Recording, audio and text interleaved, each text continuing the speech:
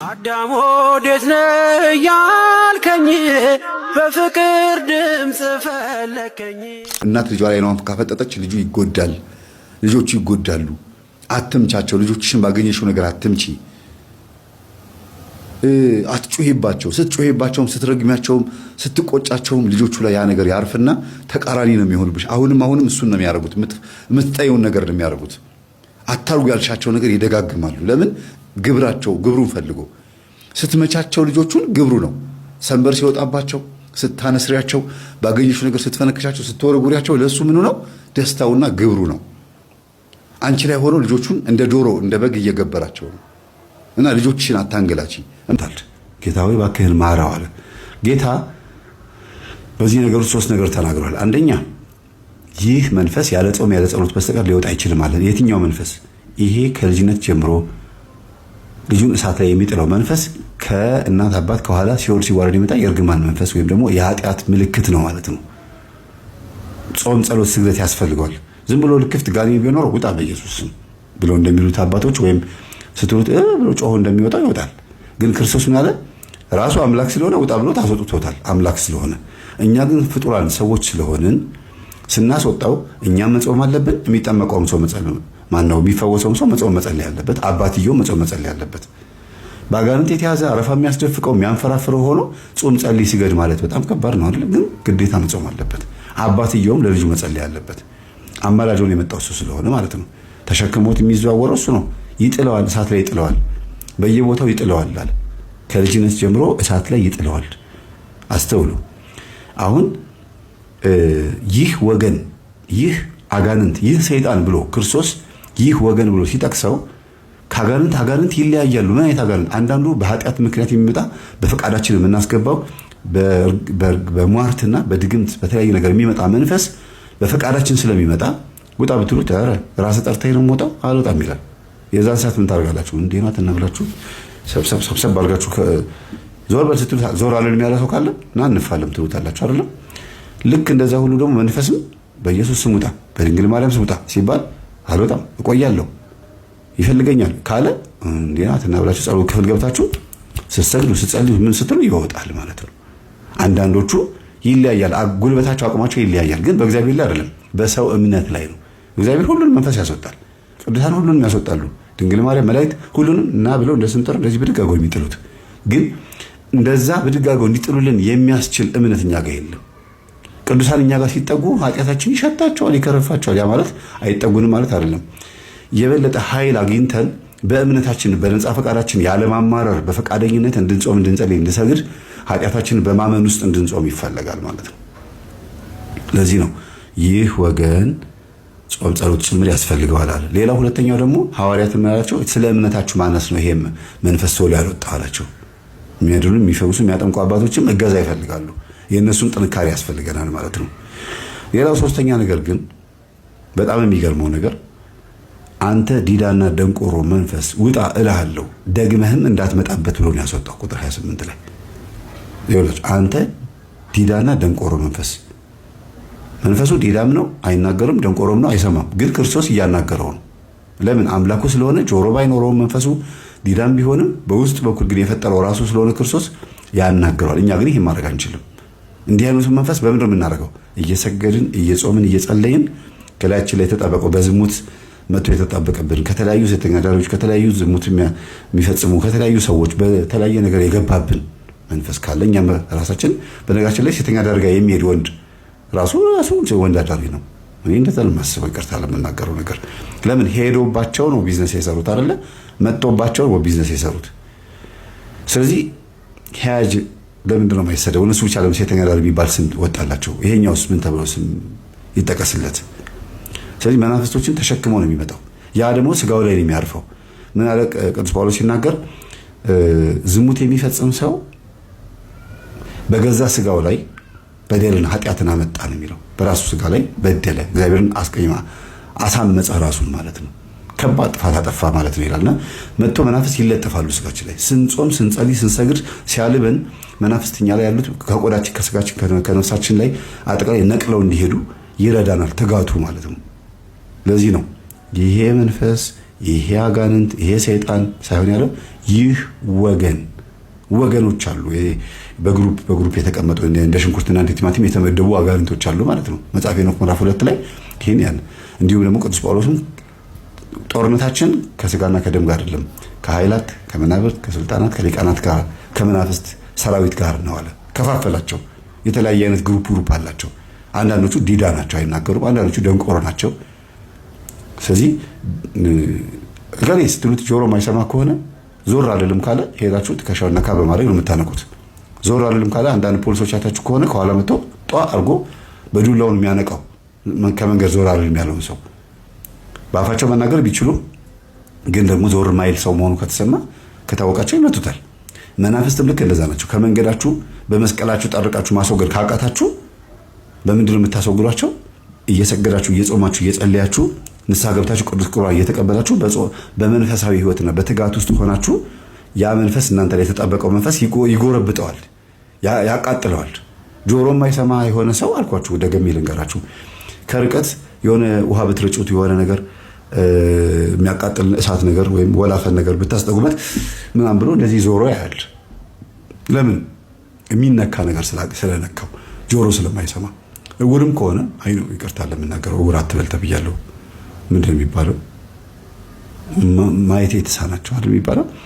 ስለተለመደ ነው ይቅርታና አይናቸው የማያዩ ሰዎችም ከሆኑ ብታወሩ ይሰማችኋል። ይሄ ምንድነው ብትሉት ግን አያየውም። እንዲያየው አንድ ነገር ያስፈልጋል ማለት ነው። ግዴታ በመንፈሳዊ ትጋት ውስጥ ነው ያንን ነገር ማሳየት የሚቻለው። ወይ አይኑን መፈወስ ነው ወይ ደግሞ በልቡ በአይኑ በአይምሮ በህሊናው በህልሙ እንዲመለከተው ማድረግ ነው አንድን ሰው። መናፍስትንም ልክ እንደዛ ነው። አይኑ ማያይ ከሆነ እንዲጎረብጠው ማድረግ ነው። እንዲቆረቆር አልነሳም ሲል አንድ ሰው ከተቀመጠበት አልነሳም ሲል እንዳይመቸው ማድረግ ነው የሚባለው። እንግዳን ቤት ውስጥ ሲመጣ እንዲመጣ የማትፈልጉት እንግዳ ከመጣ ይባላል ውጣ ትበሉት እንዲወጣ አድርጉት ይባላል። እንዴት ነው የሚሆነው? ቤት መጥረግ። ቤት ስትጠርጉ ሲቦንበት ሆ ብሎ ተነስቶ ይወጣል። አጋንንትም ልክ እንደዛ ነው። ቤታችሁን ስትጠርጉ፣ ንስሐ ስትገቡ፣ የተለያዩ ነገሮች ስታረጉ፣ ጽድት ስታረጉ ያ እንዲመጣ የማትፈልጉት እንግዳ ውልቅ ብሎ ይወጣል ማለት ነው። ተገባባን ብዬ አስባለሁ። ማርቆስ ወንጌል ምዕራፍ 9 ቁጥር 28 በጣም ብዙ ነገር ያስተምራል። ከሁሉ ግን በጣም የሚገርመው ነገር ክርስቶስ በደንብ አድርጎ ለይቶ ነው የተናገረው። ዓይንህ ምቀኛ ናትን ብሎ የተናገረበትን ታውቃላችኋል። ማርቆስ ወንጌል ላይ ዲናር ሰጥቷቸው ክፍያ ከፍሏቸው በቀን 1 ዲናር ሊከፍላቸው 3 ሰዓት 6 ሰዓት 9 ሰዓትና እስከ 9 ሰዓት ድረስ ሰዓቶችን ቀጠረና ከዛ በኋላ ደሞዝ የሚከፍልበት ሰዓት ደረሰ። ለሁሉም ሲሰጣቸው ተመቀኛኙ ይላል። አሁን 6 ሰዓት ጠዋት 3 ሰዓት የመጣው ሰው 9 ሰዓትና 6 ሰዓት ላይ በመጡት ተነሱባቸው። እንዴት እኛ ጠዋት መተን እየፈጋን 1 ዲናር ተቀብለን እነሱ ከኛ እኮ እንዴት ይቀበላሉ ብሎ ተነሱባቸው ይላል። አመጹባቸው። ለምን? ከውስጣቸው ካለው ነገር ነው ያመጹት። ሲታይ ፊት ለፊት ስታዩት በሰውኛ ይሄ ምቀኛ እንዴት ትመቀኛለህ ትላላችሁ። ክርስቶስ ግን መንፈሷን ሴት ጾታ አልጎጣ ዓይንህ ምቀኛ ናትን ብሎ በሴት ጾታ ነው የጠራት። ቡዳዋን መንፈሷን እነዛ ሰዎች ላይ የነበረውም ጭምር ማለት ነው። ስለዚህ ሰዎች የሰዎችን የሆነውን ነገር እንዲመለከቱ የሚያደርጋቸው ሌላ ኃይል እንዳለ ሲያሳይ ክርስቶስ በዘዴ ነው የሚናገረው። ይሄን ያነሳሁት ምንድነው? መናፍስቶቹን በዘዴ ነው የሚነግረን። እንዳሉ ሲነግረን እኛ ውስጥ እንዳሉ ሲነግረን በሲስተም ነው የሚነግረን። ቀጥታ የተናገረበትን ቦታ ላይ አለ። ሐሰት የሐሰትም አባት ተብሎ ተጠቅሷል። የክፋት አባት ተብሎ ተጠቅሷል። አባት ከተባለ ልጆች አሉት ማለት ነው። እና ዲያብሎስ ደግሞ ልጆች ካሉት ምን አሉት ማለት ትውልድ አለው ማለት ነው። ልጆች ካሉት ምን አለው? ትውልድ አለው። ምን አለ? እኔ ይሄንን የማደርገው በእግዚአብሔር ኃይል ነው፣ በእግዚአብሔር ጣት ነው አጋንንትን ማስወጣው አለ። በሌላ ቦታ ላይ ደግሞ እኔ ሰይጣንን በሰይጣን ካስወጣሁኝ ልጆቻችሁ በምን ያወጡታል? ሰይጣንን ማስወጣት አይችልም፣ መንግስቱ አይጸናለትም እያለ በሲስተም በዘዴ እንዴት እንደሚተባበሩ ይነግረናል። አጋንንቶች እንዴት እንደሚተባበሩ አንዱ ከአንዱ ጋር በጣም ይስማማል። አለቃም እንዳላቸው ይናገራል። መንግስቱ አይጸናለትም ማለትና ገዢ እንዳላቸው ይናገራል። ልክ ራዕይ ዮሐንስ ምዕራፍ 9 ቁጥር 11 ላይ እንዳለው 911 ማለት ነው። 911 ማለት ራዕይ 9:11 ማለት ነው። የጥልቁ መንፈስ አብዶንና አፖሊዮን የሚባለው ሰይጣን እንግዲህ ከጥልቁ ይወጣል፣ ብዙዎችን ያስታል ይላል። ልጆች ስላሉት ነው ወደዚህ ምድር የሚመጣው። የሚያስታቸው ሰዎች በሙሉ የሱ የግብር ልጆቹ ልጆች ናቸው። ስለዚህ ሲጣራ ይሰሙታል። መቃቢያን 3 ምዕራፍ 1 ስታነቡት 81 መጽሐፍ ላይ መቃቢያን 3 ላይ ልጆቼን አውቃቸዋለሁ፣ በውጨት እጠራቸዋለሁ፣ ሳናግራቸው የሰሙኛል፣ ፊታቸውን ይቀልሳሉ፣ ይመልሱልኛል። እነሱም ከእግዚአብሔር ሕግ የወጡት ናቸው። ከአንተ ሕግ የወጡትን ስጠኝ አልኩት፣ እግዚአብሔርም ከኔ ሕግ የወጡትን ላንተ ሰጥቻለሁ አለኝ ነው የሚለው። አይገርማችሁም? ተጽፏል እንግዲህ ሁሉ ተቀምጧልና ከእግዚአብሔር ትእዛዝና ሕግ ከወጣን ምን ያጋጥመናል ማለት ነው? በሰይጣን እጅ መቀለብ። ሰይጣን በእጁ ይቀልበናል፣ ይይዘናል፣ እሽት ነው የሚያደርገን፣ አሽቶ ቃም ነው የሚያደርገን። በሱ ቁጥጥር ውስጥ ነው የምንሆነው። ሁሉ ነገራችን ዓለማችን በሙሉ ከሱ ውስጥ ለመውጣት ነው። ትፋ ልጆቼን፣ አምጣ ልጆቼን፣ ልቀቅ ልጆቼን ብሏል በመስቀል ላይ የተሰቀለው ክርስቶስ። የዋጣውን እንዲተፋ ነው። ሲኦል ሆይ ድል መንሳት የት አለ? ሞት ሆይ መውጊያ የት አለ ተብሎ የተጠቀሰውም ለዚህ ነው። የለውም፣ በቃ ተቆጣጥሮት ነበር። ክርስቶስ ነፃ አወጣን። ነፃ ሲያወጣን ደግሞ በዓመተ ምሕረት አሁንም ባዕድ አምልኮ የምናመልክ ወደ ኃጢአት የምንሄድ በመናፍስት ተቆልፈን ለሀብት ለተለያየ ግርማ ሞገስ ለምኖች አሁንም ሰይጣን ውስጥ የምንገባ ከሆነ በዓመተ ምሕረት ውስጥ ኃጢአቱ ይከፋል፣ የባሰ ይሆናል ማለት ነው። በዓመተ ምሕረት ይሄ በኦሪት ጊዜ ነው። ዘጸአት 20 ላይ ነው ያለው። እንግዲህ ይሄ በኦሪት ጊዜ እንኳን እርግማኑ እስከ 3 ትውልድ ድረስ ከሄደ በዓመተ ምሕረት ደግሞ ይከፋል። ለምን ብትሉ እንግዲህ ሕጉን ትእዛዙን እንድንጠብቅ እሱ ሁሉ ነገር ፈጽሞ አብነት ሆኖ መጥቶ አሳይቶን ሄደ። ይሄንን ያሳየንን ደግሞ በተግባር የመፈጸምና ያለመፈጸም ስራ የኛ ድርሻ ነው። በተግባር ካልፈጸምን ይብሳል። ምሕረት ተደርጎልን ነፃ ወጥተን ነፃ የምንወጣበትን ምልክት ተሰጥቶን ማተባችን የተለያየ አይነት የመዳኛ መንገዶች ቅዱሳንም ጭምር መላእክትም ጥበቃቸው ዕብራውያን ምዕራፍ 1 ቁጥር 14 ላይ እንዳለው ሰዎች እንዲድኑ ገነት እንዲገቡ መላእክት ያግዛሉ፣ ይላካሉ፣ ያገለግላሉ ይላል። ይሄ ሁሉ ጥበቃ ተደርጎልን አሁንም ባዕድ አምልኮ ቦታ፣ አሁንም ወደ ዝሙት፣ አሁንም ወደ ሌላ ቦታ ምን ሄድ ከሆነ አጋንንት አገኘዋቸው፣ አሁን መቼም ቢሆን አለቃቸው ነው የሚለው። እንኳን በዓመተ ምሕረት በዓመተ ዓለምና በዓመተ ፍዳ ጊዜ እንኳን ትውልድ ተሰጥቶ ነበር ይላል። ስለዚህ ክርስቶስ እንዲህ ንጹህ የሆነውን ፍቅር ሰጥቶን የድንግል ማርያም ልጅ እናቱንም ጭምር እንኩ ይኸው በቃ ተጠቀሙባት፣ ይኸው እናት ሄደች፣ ስለናንተ እናት ትሆናችሁ፣ የኔ ነበረች እነኋት እናታችሁ ብዬ ሰጥቻለሁ በዮሐንስ በኩል ብሎ መላእክት እናት፣ ምድር፣ ርስት፣ ጤንነት፣ ነፃ ፈቃድ ስሙን ስንጠራ መዳን ሰጥቶን ይሄን ማድረግ ካልቻልን አሁንም ዛፍ የምናመልክ አሁንም ቅቤ የምንቀባ አሁንም ደብተራ ጋር የምንሄድ ጠንቆላ የምንጠነቁል አሁንም ክታብ የምናንጠለጥል ስራ ስር የምንደግም አሁንም ኮከብ የምንቆጥር ከሆነ እግዚአብሔርን ነው የምላችሁ እጅግ በጣም ይብሳል።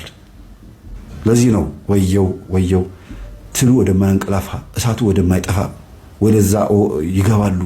ጥርስ ማፋጨት ወዳለበት ከቶ መግባት እንጂ መውጣት ወደሌለበት ይገባሉ። ከባድ እቶን ነው እያለ የሚናገረው ራዕየ ዮሐንስ ማነው ማቴዎስ ወንጌል ምዕራፍ 24 እና 25 ብታነቡት ያስፈራችኋል። ለምን? ይብሳል። ፍቅሩን ሰጥቶናል። በደንብ ውደዱኝ አለ፣ አትከስሩም አለ። ውደዱኝ አትከስሩም ካለ ወደነው ማንከስር ከሆነ እሱን መከተል ነው። ሰይፍም ይሁን መከራም ይሁን ምንም ይሁን ወደነው ማንከስር ከሆነ ሐዋርያት አልከሰሩ፣ ቅዱሳን አልከሰሩ፣ ጻድቃን ሰማዕታት አልከሰሩ። ሰማዕታት በተለይ አልከሰሩ፣ ተሰይፈውም እንኳን ተጠቅመዋል። እንኳን ነፍሳቸው ገነት መግባት የሚባለው እሱ ብቻ ሳይሆን ስጋቸው በምድር ላይ እንኳን ደማቸው እንኳን የነጠበው ደማቸው እንኳን ሲፈወስ አይተናል። ለምን? በክርስቶስ ነው የሞቱትና። ያ ማለት ግን ተጠቅመውበታል፣ በፍቅሩ ተጠቅመውበታል። በደንብ አድርገው አጣጥመውት በልብሱ በሰውነቱ በእምነት ተደባብሰዋል። እኛስ ወንጌሉ የቅዱሳን ወንጌልም አለ፣ መጽሐፍ ቅዱስም አለ፣ ስንክሳር ድርሳኑም አለ፣ ትውፊት ቅዱስ ትውፊት አለ። ይሄ ሁሉ ነገር ሆኖልን ካልዳንን ወየው ወየው ፍርዳችን። ዓመተ ምሕረት ብቻ መባሉ አይደለም። እሺ ዝም ብሎ የምህረት ዓመት ስለሆነ መደንፋት እንደው ማለቱ አይደለም። ታዲያ ሕጉን ስርዓቱን ካልጠበቅን ይሄ እስከ 3 እና እስከ 4 ትውልድ ድረስ የአባቶችን ኃጢአት ወደ ልጆች አመጣሉ ያለው እስከ 14 ትውልድ ድረስ ይሄድብናል። ከቱም በመሃል ብሪጅ የለም፣ የሚያቋርጥ የለም፣ የሚሰብር የለም፣ ገደሉን የሚፈጥር የለም፣ እርግማኑ እንዳይቀጥል የሚያደርግ ሰው የለማ። ዝም ብሎ ቢደነፋን ያለው ዝም ብሎ ድኛለሁ የሚል ብቻ ነው ያለው። ኧረ አይነካኝም 40 ክንድ ከኔ ይርቃል። ትዕቢተኛ ትውልድ ነው። ያደረገውን ይክዳል። ያደረገውን ቢያውቅም እንኳን መሐሪ ነው ይላል። መሐሪ እንደሆነ ካወቀ ቀሳፊም ነው፣ ቁጡም ነው። ስለዚህ እኔ ቀናተኛ አምላክህ ነኝ ይላል እዚሁ ቁጥር 6 ላይ ዘጸአት 20 ቁጥር 6 ላይ ምሕረትን አደርጋለሁ ቀናተኛ ግን አምላክ ነኝ ይላል። ለቅዱሳንም ይቀናል፣ እንደገናም ደግሞ በመንግስቱና በክብሩ ደግሞ ይቀናል።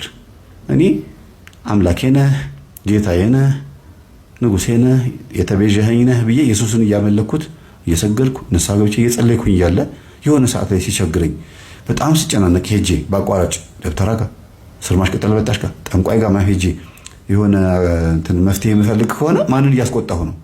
አምላኬ ነው ያልኩትን አምላኬን እያስቆጣሁ ነው። ቀናተኛ አምላክ ስለሆነ ይቆርጣል። ግን ፍቅር ሲሰጥ ደግሞ ልክ የለውም። አታየው? ምህረቴ እስከ 1000 ትውልድ ድረስ ነው ይላል። ስለዚህ እግዚአብሔር ይቅር ይበለን፣ እግዚአብሔር ይማረን። የዝሙት መንፈስ ከአባታችሁ ወይም ከእናታችሁ የመጣባችሁ ሰዎች፣ በተለይ በመስተፋቅር የተጋባችሁ ባልና ሚስቶች የእናንተ የመስተፋቅር መንፈስ ወደ ልጆቻችሁ ያልፋል። ውጤቱ ሪዛልቱ የተለያየ አይነት ነገር ይሆናል። ስንፈተ ወሲብ አለብኝ ብለህ የምታስብ ወንድ ያንን መድኃኒት እፈልጋለሁ ብለህ ደብተራ ጋር ሄደህ የስንፈተ ወሲብ ስራ ስር በልተህ ከሆነ በዛ ምክንያት የዝሙት መንፈስ አብረን ያስገባው የደብተራውን የዝሙት መንፈስ ራሱን አይደለም ሌላ የደብተራውን የራሱን የዝሙት መንፈስ ይዘህ ነው ወደ ሚስት የምትመጣው። እንግዲህ ስንፈተ ወሲብ ማለት ሩካቤ በመፈጸምበት ሰዓት ሰነፍ ነኝ ማለት ነው። ከዛ በኋላ ደግሞ ጎበዝ ያደረገህ ማነው? አጋንንት ነው። ስራ ስሩ ነው። በዛ ላይ የተደገመው ነገር ነው። ከዛስ ሴሰኛ ትሆናለህ፣ ዘማዊ ትሆናለህ፣ ከሚስት ውጭ ሌላ ቦታ ትሄዳለህ። ከዛስ በኋላ የምትወልዳቸው ልጆች ያጋንንቱ ይሆናሉ። እንደገና ልጆቹ ደግሞ ዘማዊ ይሆናሉ። ውጤቱ ይሄ ነው ሪዛልቱ። እና ንስሐ ግቡ፣ በጸበል አላችሁ ያለው መንፈስ አስወግዱ። እግዚአብሔር በመጠን ኑሩ አይደል የሚለው መጽሐፍ ቅዱስ የሚለው ቅዱስ ጳውሎስ በመጠን ኑሩ፣ ማንም የቆመ ቢመስለው እንዳይወድቅ ይጠንቀቅ አይደለም። እና በመጠን መኖርን መለማመድ አለብን። በመጠን መኖር ሁለት ትርጉም ነው ያለው። አንደኛ መመርመር፣ ማወቅ። ዝም ብሎ ተገኘ ተብሎ ሀብታም ለመሆን መመኘት አያስፈልግም። የሰውን ነገር መመኘት ወይም ደግሞ በጣም ለግዠሪ ህይወት የሚኖሩ ሰዎችን ህይወት ተመኝቶ ሌላ ነገር ውስጥ ጣጣ ውስጥ መግባት አያስፈልግም። በመጠኑ ለመኖር በትንሹ የታመነ ሰው በትልቁ ይታመናል። ብዙ ተመኙ የተባለው በሀብት አይደለም፣ በጸጋ ነው። ወደዚህ ስንመጣ ደግሞ በመጠን ኑሮ የተባለው ደግሞ ሌላው የተሰጠንን ጸጋና የተሰጠንን ገንዘብ ከእግዚአብሔር ነው ወይስ ከአጋንንት ነው ብሎ መመርመር ነው። በብዙ ቋንቋ አንድ ሰው ስለተናገረ ዋው እንዴት ነው ይሄን ነገር እንደዚህ የሚናገረው ብሎ እንደ ችሎታ ማየት አይደለም፣ እንደ አይኪው መጠን ማየት አይደለም። ከየት መጣ፣ ባክግራውንድ ምን ይመስላል፣ ይሄ ነገር ከምንድን ነው የመጣው ብሎ ቼክ ማድረግ ያስፈልጋል። ኮምፒውተር ፊትም ፈጣን፣ በቋንቋም በላንጉጅም ፈጣን ስለሆንክ ምሁርነት ትችላለህ ማለት አይደለም። አለመማር የሚበልጥበት ሁኔታ አለ። አለመማር የሚሻልበት ሁኔታ አለ አንዳንዴ። እና ምንድነው የሚባለው አወቅሽ ሲሏት የባሏን የቄሱን መጽሐፍ አጠበች ነው ምናምን የሚባል ነገር አለ። እና በእውነት እውቀትን ከየት እንደመጣ ካላወቅ ነውና እውቀትን እንደ እውቀት ብቻ ተጠቅመነው ለቢዝነስ የምንጠቀምበት ከሆነ ያው ነገር መጥፊያችን ይሆናል። ከእግዚአብሔር ካልሆነ መርምሮ ቶሎ ብሎ ከእግዚአብሔር እንዲሆን ማድረግ ነው። ልክ እንደ ቤት ካርታ ማለት ነው። አንድ ቤት የሚገዛ ሰው ከሰው ካርታ ከተቀበለ በኋላ ከገዛ በኋላ ወደ ስሙ አዙሮ ከዛ ደግሞ ዲጂታል ማድረግ አለበት አይደል? ዲጂታል ካርታ የሚባል ነገር አለ። አዙሮ ህጋዊ ሌጋል መሆን አለበት።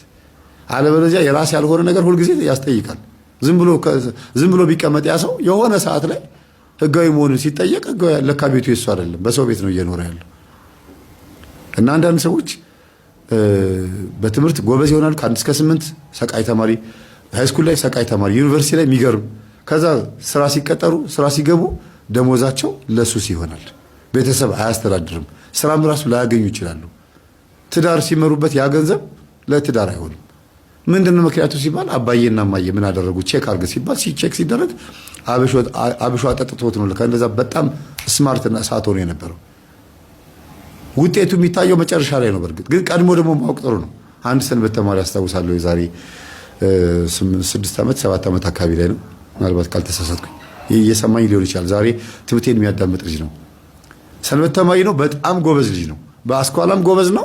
በሰንበት ትምህርት ቤት አገልግሎትም በኮርስ ምናምን ጎበዝ ነው። በጣም ኮርስ ተማሪ ነበረ። ተምሮ ጨርሶ እንደገና ደግሞ መልሶ ምን ሆነ? ኮርስ መምህር ሆነ። ኮርስ የሃይማኖት ትምህርት እና ሲማር ሲያስተምር ስለ ቅዱሳን ሲተርክ ስትሰሙት በጣም የሚገርም ነው። በቃ እስቲ ከኦርቶዶክስ መምህራኖች ውስጥ ስለ ቅዱሳን ተናግሮ የማይጠግብ ማን ነው? ሁሌ ስለ ቅዱሳን የሚያስተምሩ መምህር ምናልባት ዲያቆን ዮርዳኖስ አይደል? ሁሌ ስለ ቅዱሳን ያስተምራል። ደስ ይለኛል በዚህ ነገሩ። እና በቃ ልጁ ሁልጊዜ ስለ ቅዱሳን ያስተምራል። ነገረ ቤተክርስቲያን ሲያስተምር፣ ስርዓተ ቤተክርስቲያን ሲያስተምር ተቆርቋሪነቱ የሚገርም ልጅ ነው። በቃ በጣም አሪፍ ልጅ። ግን ዩኒቨርሲቲ ተምሮ ጨርሶ መጥቶ ሰንበት ተማሪ ነው የሆነው። ስራ የለ ምን የለ ቁጭ ቡዳ ሆነበት። ላይ ያለው ያብሾ መንፈስ ወጥቶ እንዳይሰራ ከለከለው። እዛው ቤተክርስቲያን ይሉ በጣም ከሰንበት ተማሪ ጋር እንደዛ ጎበዝ የነበረ ልጅ ሰቃየ የነበረ ልጅ ማለት ነው። ቤተክርስቲያን ሰንበት ቤት ማገልገሉ እንደ መርመጥ ቆጥሬው አይደለም። ግን ቢያንስ ተምሮ ሰርቶ ምናምን ቤተክርስቲያን መጠቀም መርዳት አለበት። ከሸክምነት መላቀቅ፣ ቤተሰቦቹን ማገዝ መርዳት አለበት። የሰንበት ቤት አገልግሎት እኮ የተገደበና የተወሰነ መሆን አለበት። በተወሰነ መልኩ እንደ ወጣት ልጅ እንደነበር ነው አይደለም የምናገለግለው። እያደግን ስንመጣ በትዳር ይሸረፋል፣ በስራ ይሸረፋል፣ በትልቅነት ይሸረፋል አይደል እንዴ? የሰንበት ቤት አገልግሎት እኮ የራሱ የሆነ እድገት አለው፣ አካሄድ አለው። እና ልጁ ዝም ብሎ ይመጠመጣል። ሴቶችንም እየቀረበ ምናምን በቃ ሌላ ነገር ውስጥ ገባ። ከአንድም ሁለት ሶስት ሴት ፍቅረኛ ሲይዝ ሁሉ አየሁት። እና ምንድን ነው ይሄ ነገር? አንተ ልጅ ምን ሆነ ነው እንደዛ? ድሮ ያኔ በጣም አንበሳ ጎበዝ የነበርክ ልጅ አሁን እንደዚህ ሆነሃል። ምንድን ነው ስለው ጊዜ አረ ተስፉ እኔ ግራ ገብቶኛል። እኔ ግራ ምንድን ነው ምንድን ነው የሆንኩት? ግን ስራ ጠፋ። ስራ ፈልግ አንተ ከምታውቃቸው ባለሀብቶች ውስጥ ምናምን የምታውቀው የለም አለኝ። ያኔ ባለሀብት አላውቅም እንዴ አስተምራለሁ ትላለህ አይደል እንዴ ምናምን አለኝ። አዎ በቃ ስራ ፈልግልኝ አለኝ። እሺ ብዬ የሆነ ቦታ ላይ አስገባሁት። ኤድና ሞል አካባቢ አንድ የሆነ ትልቅ ቦታ ላይ ሆቴል ላይ የሆቴል ማናጀር አደረኩት። ስራ ሰው አምጣልኝ ብሎ ስለነበረ የሆቴሉ ባለቤት ደግሞ የኔ ትምህርት ተከታታይ ነው። ባለቤት ሳይሆን ባለቤቶች ውጭ ናቸው። እነሱ ኃላፊነት የሰጡት ተወካይ ማለት ነው፣ ወኪል። በቃ በጣም ጎበዝ መንፈሳዊ ሰው ነው ምናምን እና እኔ ስላስገባሁት ይሄንን ዲያቆን ይሄንን አገልጋይ እንደኔ ተማሪ መስሎታል ለካ ያኛው። እና ናስቲ ጸልይ ምናምን ሲለው ጊዜ ሰነፍ ነው። ኧረ ተወኝ በእናትህ እኔ ምናምን ይላል። እና ቢራ ሲጠጣ ያዋል መምህር ይሄ ልጅ ግን ችግር አለበት ይላል። አዎ ሰንበት ተማሪ ሆኖ እንደዚህ ነው ስራ አስቀጥለኝ ብሎኝ ነው በእናትህ ይሄ ልጅ ለውጠው አልኩት። አብሮ ሲሰግዱ ና ብሎ በግድ እየወሰደ ሲጸልዩ እዛ የሚያክል ትልቅ ሆቴል ላይ አናቱ ላይ የሆቴሉ አናት ላይ አንድ ትንሽዬ 5 ሜትር በ5 ሜትር የሆነች ክፍል ላይ ጸሎት ቤት ምናምን ሰርቶ ሰውየው የሚገርም ጸሎተኛ ነው። ኤድና ሞል አካባቢ ከምታውቋቸው ትልቅ ሆቴሎች ውስጥ ማለት ነው። በጣም የሚገርም ማኔጀር ነው። የሱ ምክትል ማኔጀር ነው ያደረገው። በእኔ ስለመጣ እኮ ነው። ግን በትምህርቱ ስማርት ስለሆነ ነው። የሚገርማችሁ በስራው ጎበዝ ነው ይሄ ልጅ። አብሮ ሲሰግዱ ኦ ብሎ ጮኸ።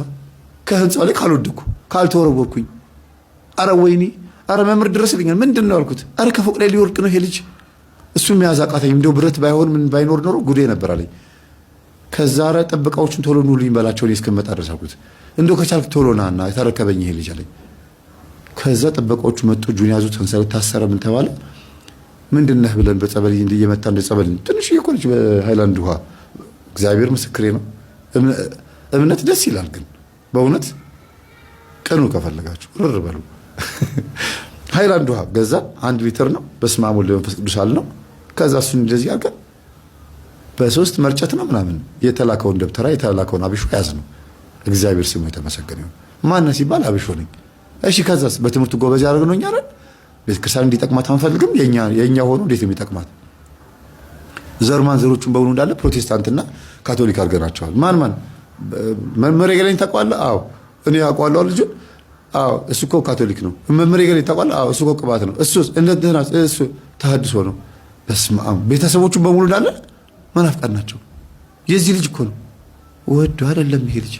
ወይኔ እንደዚህ የሚንቀሸቀሽ ሴቶቹን የፈጃቸው በዚህ ነው ለካልኩኝና ቪዲዮ የተቀረጸውን በሙሉ ልብ መልስ ብዬ ቪዲዮውን ስናሳየው ምር በቃ ልሂድን የዚህ መቀመጥ ይላል። ኧረ ዝም ብለህ አትወጣም እንዴ መንፈስ እኮ ከዚህ ፎቅ ሊወረውርህ ነበር። እኔ ይኸው አልኩና ዘበኞቹ የቀረጹትን አሳዩት። ኧረ የሰበብ እንዳልሆንባችሁ ልውረዳለሁ እኮ አሁን አትወርድም፣ ፈቃደኛ ሁንና በሰንሰለት ታሰር እዚሁ ቁጭ በል አልኩት። እሺ አለኝ። ከዛ አንድ አባት አመጣለሁ ጸበል ይረጩሃል። ከዛ አባን አመጣኋቸው። ጸበል ረጩት። ቀጥቀጥ አደረጉት ይዘው በመስቀላቸው መቁጠሪያ ላይ ያዙ። ቀጥቀጥ ጀርባው። ከዛ ንስሐ አባት ሆኑት እዛው። እግዚአብሔር ይመስገን የዛ ሆቴልም ጸበል የሚረጩ አባት ሆኑ። ከዛ ደግሞ እንደገና ቤተሰቦቹን ስጠይቀው ምን ስለው ሁሉም እኮ እንደዚህ ሆነዋል። እንደዚህ አዎ እኔ ብቻ እኮ ነኝ በቃ ኦርቶዶክስ ሆንኩት አለኝ። መቼ ኦርቶዶክስ ሆንክ አንተ ራሱ? ኦርቶዶክስ ውስጥ ሆነ የጠፋ ግቢ ውስጥ ነህ ግን የለህም አልኩት። ሁሌ እንደዚህ አልምለው። እዛው ግቢ ውስጥ ናቸው ያገለግላሉ ግን የሉም። ምለን እነዚህን እኮ ነው ጠፍተዋል። በአካል በስጋ ናቸው የሉም፣ በሌላ ነገር ግን የሉም። እንዴ እንትና ሴቶቹ እንደና ሚስት ሆነው ቀርበው እኮ አረ መምህር እኔ እኮ ድንግልናዬን አጥቻለሁ እኮ እኔ እኮ አፍርሻለሁ እኮ ምን እንደሆነ አላውቅም እኮ በቀንባው ዱብ ዱብ ይላል። በቃ እና አንዳንዴ ከምን እንደመጣብን ወቁ። አሁን የልጅ በኋላ ሲሰግድ አብሮት ሲጸልይ ምን ሲል የእናቱ ዛር ነው። አንድ ስንት ነህ እላለሁ ዛሩን ስንት ነህ እለዋለሁ አንድ ነኝ አለ። አንድ ዛር መንፈስ ህይወቱን ትርምስምስ አድርጎት አብሾ መንፈስ ስቦበት የዝሙት መንፈስ ስቦበት የቡዳ መንፈስ ስቦበት ወደ 6-7 መንፈስ ስቦበት የሰራዊት መዓት ናቸው ደግሞ ከስር ያሉት የመናፍስት መዓት። መምህር እንደዚህ ነው እንደምታገለግለው አለኝ። አዎ አልኩት። ኧረ በማርያም ኧረ በጣም ይሄ ከባድ ነገር ነው። እኔ እኮ በቃ አሁን እሺ በፊዚክስ ጎበዝ ነው ልጁ፣ በጣም የሚገርም ልጅ ነው ፊዚክስ። ከዛ የፊዚክስ መጽሐፍ አምጣልኩትና ገዛውኝና መጣው እና እኔ ፋንዳሜንታል ትምህርት በጣም ወዳለሁ፣ ደስ ይለኛል ፊዚክስ ላይ አክሰለሬሽን ምናምን እንደዚህ ትምህርቶች ደስ ሲለሚሉኝ ከዛ እስቲ ይሄን አንብብ ይገባሃል ስለው ጊዜ አነበበው። በተወሰነ መልኩ ገብቶታል። ከዛ ካልኩሌሽን ውስጥ ካልኩሌት አድርጋልኩት የለም። ለምን አብሾ ወሰደው። መንፈሱ ሲያዝ ይሄን መስራት አይችልም። በአብሾ የመጣ እውቀት ይጠፋል። ብዙ ጊዜ ለድምጽ ብለው ለምናምን ለተለያየ ነገር ብለው የሚያስገቡት መንፈሱ ሲያዝ ግራ ነው የሚገባቸው። ድግምት ያደረገ ዲያቆን ቅዳሴ ላይ ሆኖ ሲደናበር ያስታውሳሉ። ዲያቆኑ ድግምት አድርጓል። ቅዳሴ ላይ ሆኖ ሲቀድስ ግራ ገብቶት ማይክሮፎን አስረክቦ ልብሱን አውልቆ ሲወጣ ነው አይቻለሁ። ምንድነው ስል እሱ ድግምት ያደረገባት ልጅ ጸበል ቦታ ላይ ስሙን ጠርታ እየጮች ነው በዚህ ሰዓት። እሷ ጸበል በምትጠመቅበት ሰዓት ላይ አትቀድስ ብለን እየነገር ነው አላሉኝ። ጭራሽ እንዴ ምንድነው ሲል ማስተፋቀር አድርጎባት ልጅቷ እዛ ጸበል ቦታ ላይ እየጮች እሱ እዚህ እየቀደሰ ይናበባል መንፈሳቸው። አይገርምም? ኤፍሱን እንደዚህ ነው ያለችው። ፈጣሪ ሆይ ምናምን ትዕግስቱን ስጠኝ ብላ እንደዚህ ነው ያለችው አይደል? እስቲ እንግዲህ እግዚአብሔር ፍርዱን ያምጣ፣ ግን አይፍረድብን። ሁላችንም የሚተውን ይማረን፣ እኔንም ጨምር ሁላችንም ኃጢአተኞቹን ይማረን። ቤተክርስቲያን ነፃ ያወጣልን። አሜን። ሰላም ሁኑ። ሰው በጭካኔ ኃይል ጥላ ውስጥ ስላለ ሰው ለሰው ኑሮው፣ ሀብቱ፣ ገንዘቡ ይሆናል። በሙያው ዓለም ውስጥ የተሰለፉ ሰዎች እጃቸው ውስጥ ከገባ በቀላሉ እንዳትወጣ የዘመኑን ጥቅምና ጊዜ ተከትለው ከሚሰጡህ መድኃኒት ጋር ሁል ጊዜ ሕይወትህ እንደታወከ ይኖራል። ባወጣኸው ገንዘብ ሳትረካ፣ በወሰድከው መድኃኒት ሳትድን፣ በሄድክበትና በፈለክበት ፕሮግራም ውስጥ ግቡ ሳይመታ እንደተጨናነቅና ውጥረትን ለትውልድ እንዳስረከብን እንኖራለን። ይሄ ሰዎች ላይ ወደቀ ትውልድ ባህሪ ነው። ያ መንፈሳዊ ኃይል ሲያጥር እንግዲህ ይሄ ነው። አሁን ኢትዮጵያውያን የዚህ አይነት ችግር ውስጥ ገብተናል። ቀደም ሲል የነበሩ የእምነት መንፈሳዊ ጥበቦች በዘመናዊ ሳይንስና በትምህርት ቤት ውስጥ ባደረግንበትና በሮጥንበት አኳኋን ላይ ብዙ ነገሮች ከውስጣችን ወጥቶ ባዶነት ይሰማናል። ሴቶች የልጆቻችሁን አባት እንዴት ነው የምታዩት? ፈታችሁም ያልፈታችሁም የፈታችሁ እና ሲንግል ማም ሆናችሁ ወይም ለየብቻ ሆናችሁ ባላችሁ ልጆቻችሁ የምታሳድጉ እስቲ ስለ ባላችሁ አስቡ። ዝም ብላችሁ አስቡ እስቲ። ያን ያክል ጨካኝ ያን ያክል ክፉ ያደረገው አንቺን ሊጎዳ ወይም እናንተን ሊጎዳ የሆነ እንድትሞቱ ስለሚፈልግ ነው ወይስ እናንተ ጋር ምላጭ የሚያስውጥልህ ስላለ ነው? ያ ሰው ዘልዛላም ቢሆን ገንዘብ ቋጣሪም ቢሆን ጨባጭ ቢሆን ወይ ሌላ ብቻ በአጠቃላይ ችግር አለበት ብላችሁ የምታስቡት ነገር ያ ባላችሁ ላይ የምታውቁት ነገር የሆነው ከምንድን ነው? ስለ ሰውየው ወደ ኋላ መለስ ብላችሁ ለማሰብ ትሞክራላችሁ? ቤተሰቡ፣ እሱ፣ ውሎው፣ ጓደኞቹ ለዚህ ያበቃው እንዴ? ማግባት ፈልጎ እኮ ነው ያገባው። መውለድ ፈልጎ ነው የወለደው። ወንድ ልጅ ደግሞ ሳያስተውል ሳያስብበት አያገባም። ድንገት አረገዝኩ ካለችው እሺ ብሎ ቶሎ ሊሰበሰብ ይችላል። ያም ከሆነ ግን በቃ ልክ ከወለደ በኋላ ትዳር ከተሰበሰበ በኋላ ሲሪየስ የሆነ ላይፍ ለመኖር ይፈልጋል። በጎን ያመነዘርም ቢሆን ትዳሬ ብሎ ይመለሳል። የሚገርማችሁ ግን ጥፋተኛ አይደለም እያልኩኝ አይደለም ያለሁት። ደካማ ጎኑን ሚስት በደንብ ካወቀችው ታስጥለዋለች። ባሏ ብቻ አይደለም ጓደኛዋ፣ አባቷ፣ ወንድሟ፣ ሚስጥረኛዋ ማድረግ ትችላለች። ያ ደካማ ጎኑን በደንብ ስታቀው ነው። ወንድ ልጅ ደካማ ጎን አለበት። አዎ ሴት ልጅ አለባት። ደካማ ጎንን ለመተዛዘል እኮ ነው መጋባት የሚያስፈልገው ለመቻቻል። እኔ ለምሳሌ ደገፍ ብዬ ባለቤቴ ጋር እንደዚህ ደገፍ ካልኩኝ እሷም ደክሟት ደገፍ ካለች ሁለታችንም ተደጋገፍን። እኔ እንደዚህ ካልኳት ትወድቃለች፣ እሷም ብትሻሽኝ እወድቃለሁ። ያ ተንኮል ይባላል። እኔ እንዳላርፍ የምትሻሸኝ ከሆነ እወድቃለሁ ማለት ነው። ድጋፍ የለም ማለት ነው። እና እመቤታችን ቅድስት ድንግል ማርያምን በመቋሚያ አይደለም ምን መሰላት እንደዚህ አድርገን እንደዚህ አይደለም ቅዳሴ ስናስቀድስ ልክ እንደዛ ደግሞ ድጋፍ ወይም ደግሞ ረዳት አድርጎ መውሰድን ደካማ ጎንን ከማወቅ ጋር መሆን አለበት። ባሌ ጠንካራ ጎኑ ምንድነው? ደካማ ጎኑ ምንድነው? ሚስቴ ጠንካራ ጎኗ ምንድነው? ደካማ ጎኗ ምንድነው ብሎ ማወቅ ይጠቅማል። ለምን ስትናደድ ስትበሳጭ በልበል የሚለው ነገር ለመታገስ ይመቻል። እሱም ሁለቱም ቻል አድርጎ እልፍ ካለ በኋላ ነገሮችን ወደ ሰላም ለማምጣት ጥረት ማድረግ አያዋጣማ እንዴ። እንጋባ አብረን እንኑር ትዳር የሚለው ቋንቋ በራሱ እኮ ትልቅ ሐሳብ እኮ ነው። ይሄን የመሰለ የተከበረ ሐሳብ ሁለታችሁም አስባችሁበት ተጋብታችሁ በሰርግም ይሁን ባይሆንም ተጋብታችሁ ልጅ ወልዳችሁ በትንንሽ ነገሮች እልህ ውስጥ መጋባትና መካረር ምን ይሉታል? ይሄ እኮ እንስሳነት እኮ ሕፃንነት እኮ ነው። ይሄ ባልና ሚስት ሆነው በነገር መጠሳጠስ ሲገባ ሲወጣ ስትገባ ስትወጣ የሆነ ነገር እልህ ውስጥ በቃ ሕፃን ጨዋታ መጫወት። ተስፋ ማለት እኮ ያልሄድንበት ግን እዚህ ጋር አቅርበን በእጃችን የምንዳስሰው እውነት የሆነ እምነት ማለት ነው ተስፋ ማለት ነው። ይህንን ተስፋ ማን የወሰደብን? እንዴት ሰው እግዚአብሔር የለም የሃይማኖቱ እግዚአብሔር ጠፍቷል። በዚህ ልክ እንዴት ሰው እውር ይሆናል? እናንተ ሳይጾም ሳይጸልይ ሳይሰግድ ለአምላኩ ታማኝ ሆኖ ሳይሞክረው እግዚአብሔርን ፈትኑኝ ይላል እኮ እግዚአብሔር። እናንተ ጠይቃችሁኝ ካልሰጠኋችሁ ፈትኑኝ። ስለዚህ እግዚአብሔርን እንጠይቀው፣ ግን ስንጠይቀው የነፍስ ጉዳይ እንጠይቀው፣ የዘላለም ሕይወትን እንጠይቀው። ሌላ ሁሉ ይጨመርላችኋል የተባለው ምክንያቱም በዛ እኛ የቡዳ ዘር ነን ብለው በሚያስቡ ቤተሰቦች ውስጥ የተወለዱ ልጆች እነሱም ነገ 7 ዓመት ሲሞላቸው ነገ እያደጉ ሲመጡ እነሱም ይሄንን መንገድ ነበር የሚከተሉት። ዛሬ ግን ቆራቢ ሆነው ይሄንን መንፈስ ወገቡን ሰብረውታል። የቡዳ ዘር ነኝ የሚባል ቋንቋ የለም። የቡዳ መንፈስ ያለብን ቤተሰቦች ነን ግን ይባላል። ግን ይሄ የቡዳ መንፈስ ደግሞ ይወገዳል። ለምን? ሰይጣን ስለሆነ ይወገዳል። የሚወገድም ስለሆነ ይወገዳል። አልወገድም ቢልም ደግሞ የሚሰማው የለም። እንደገናም ደግሞ እሱ ራሱ ከኛ ጋር የሚስማማ አካልና ባህሪ ተፈጥሮ የለውም። ጸጋውን የተገፈፈ ስለሆነ ምናችንም አይገጥምም። እንዴት አድርገን እንደ ጭቅላታችን ላይ እንዳነገስ ነውና ናስፈርብኝ እንዴት እንዳልነው አላውቅም እንጂ እንዴት ግን መላእክትን የመሰሉ አገልጋዮች እያሉ ሰው እንዴት ናአህቤ ብሎ አጋንንትን ይዋረሳል? እንዴት ዛር ጠቋር አዳልሞት እያለ መናፍስትን ጠርቶ ውጋልኝ ግደልልኝ እንዴት ይላል? የእናቴ አባቴ ከራማ ብሎ ዛር እንዴት ያመልካል? እውነት መላእክት ወይም ሃይማኖት ጾም፣ ጸሎት፣ ስግደት ስላለው ያ አስጠልቶን መብላት ፈልገን እውነት አጋንንትን እያመለኩ ሰዎች ደስ የሚል ህይወት ኖረዋል? ታዲያ ከመላእክት ሸሽተን ሄደን ከቅዱሳን ከድንግል ማርያም ከመድኃኔዓለም ከኢየሱስ ክርስቶስ ከእግዚአብሔር ከስላሴ ሸሽተን ሄደን እውነት የሚመች ህይወት ኖረን ነው መጾም መጸለይ ያስጠላል?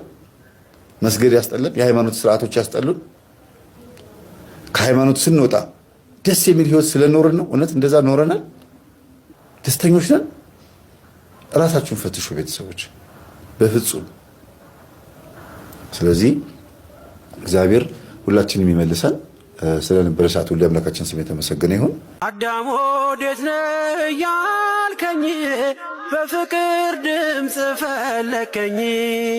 አልብሰኝ ነጩን ልብስ፣ እወድሃለሁ ኢየሱስ፣ አከብረሃለሁ ክርስቶስ።